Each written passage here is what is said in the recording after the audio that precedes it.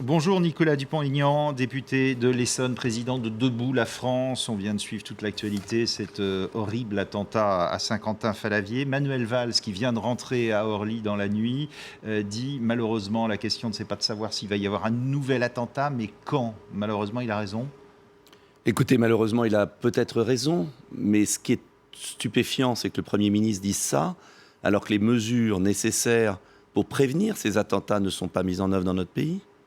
Et moi, c'est ça qui m'inquiète d'ailleurs depuis le mois de janvier. Je l'avais dit au président de la République quand il avait reçu les chefs de parti.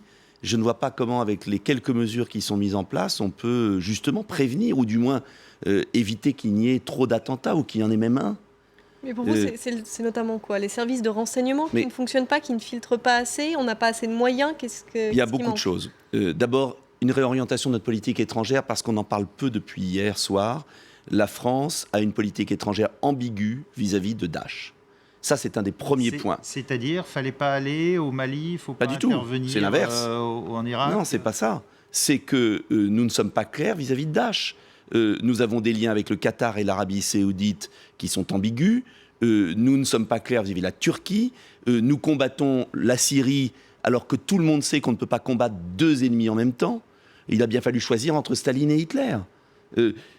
Si nous laissons Daesh s'implanter comme nous le faisons depuis 1 an, et il n'y a pas que la France, au Moyen-Orient, ce sera un arc qui partira de l'Irak et qui arrivera en Tunisie, qui sera monstrueux. Mais donc il faut plus de moyens sur place? Non, il faut d'abord arrêter cette politique folle de Laurent Fabius qui cherche à déstabiliser la Syrie. Je n'ai rien pour Assad, c'est un bourreau, mais entre l'État islamique et la Syrie, il faut choisir maintenant. Entre la peste et le choléra.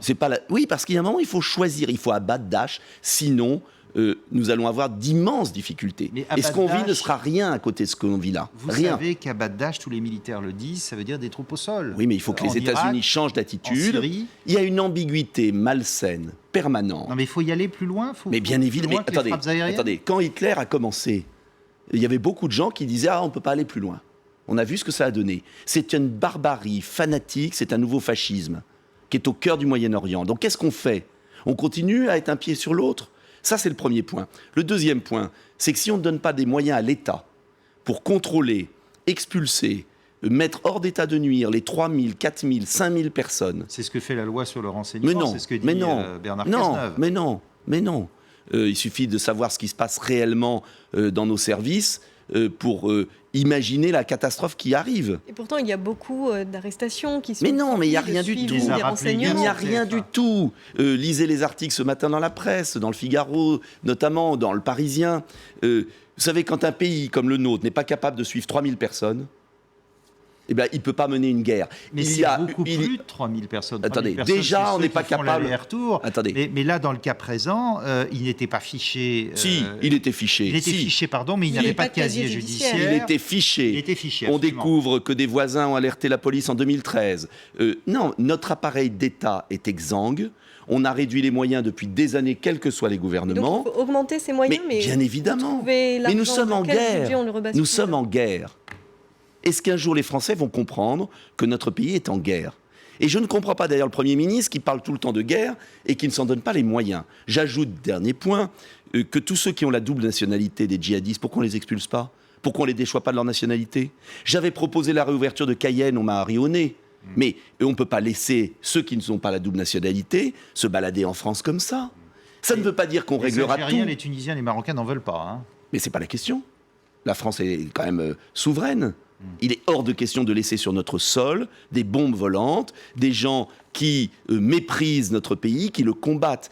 Cela ne sera pas facile. Je ne vais pas dire aujourd'hui qu'il y a une solution miracle. En revanche, nous sommes totalement hors course en termes de moyens de surveillance, en termes de procédures, en termes de peine de prison, en termes de solutions alternatives. J'ajoute qu'on laisse des mosquées salafistes... Il y a eu cette expérimentation pour séparer les djihadistes présumés dans les prisons et justement éviter la Mais rien n'a été fait. On est dans les... Mais rien n'est fait sérieusement.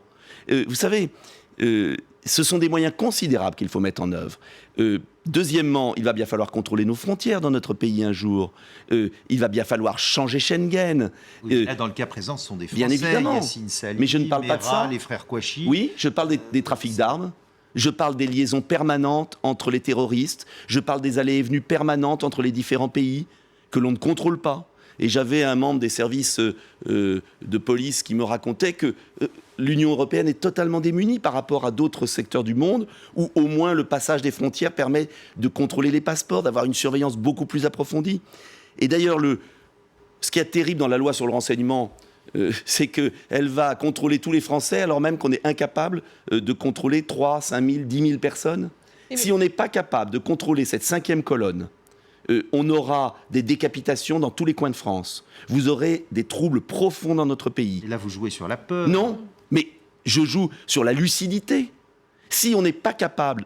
Comment un Premier ministre peut dire « c'est la guerre, il va y avoir un attentat bientôt », alors même qu'il ne se donne pas les moyens d'agir? C'est un vrai problème. J'ajoute que j'avais proposé au président de la République, à l'époque, l'état d'urgence. Pourquoi l'état d'urgence? Parce que c'est une loi de 1955, très pratique, qui permet ensuite, par décret, pour des périodes temporaires, de se passer des procédures judiciaires. Et qui permettrait notamment de démanteler dans certaines cités les trafics d'armes. Dans un état de droit, oui, est-ce que ça ne va pas trop loin sur la perte de liberté? Non, on en est là. Mais vous ne vous rendez pas compte de la situation. Vous ne vous rendez pas compte de ce qui se passe dans nos banlieues. Je vous emmène dans certains coins. Des trafics d'armes, des caches d'armes, du trafic de drogue qui alimente ces terroristes. Ça ne veut pas dire surveiller tout le monde. Ça veut dire pouvoir cibler. Par rapport aux 4-5 millions de musulmans français. Mais je ne parle pas des Français. D'abord, il n'y a pas de musulmans français. Il y a des Français qui ont des confessions différentes. Et bien évidemment, ce n'est pas la question. La question, c'est que l'ordre public n'est plus assuré dans notre pays. Et depuis longtemps.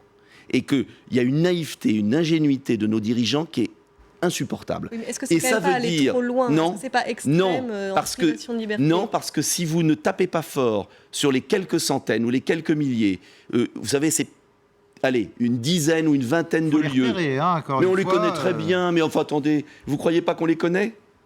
On connaît très bien où sont on sait très bien où sont les foyers. L'état d'urgence a été mis en œuvre par Jacques Chirac au moment des émeutes. Ce n'est pas une mesure liberticide excessive, c'est simplement se donner des moyens d'attaquer au cœur de réseaux fanatiques qui sont dans notre pays. C'est ça que je demande. Je ne demande pas la mise sous surveillance de tous les Français. Merci beaucoup Nicolas Dupont-Aignan, député de l'Essonne et président de Debout la France. On se retrouve tout de suite pour un nouveau journal et bien sûr nous reviendrons en détail sur les points de l'enquête après l'attentat qui a eu lieu en France hier et sur le profil du terroriste présumé Yacine Sali.